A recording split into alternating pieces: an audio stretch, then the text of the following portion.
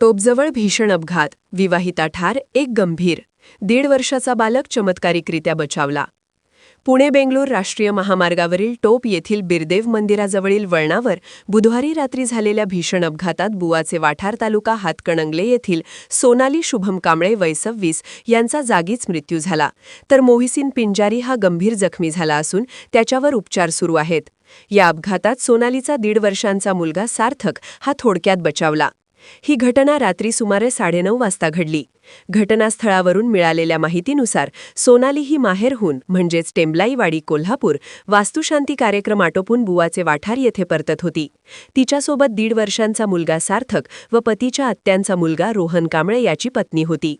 वाटेत मोहसिन पिंजारी भेटल्याने सोनाली त्याच्या मोटरसायकलवर बसण्यासाठी बिरदेव मंदिराजवळील वळणावर रस्त्याच्या कडेला थांबली.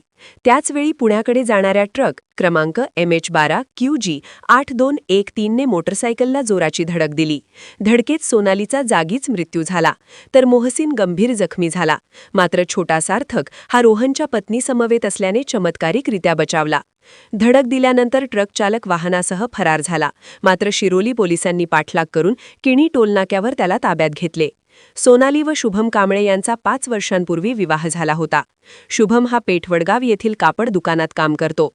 पत्नीच्या अचानक झालेल्या मृत्यूने त्यांच्यावर दुःखाचा डोंगर कोसळला असून सार्थकचे मातृत्व हरपले आहे.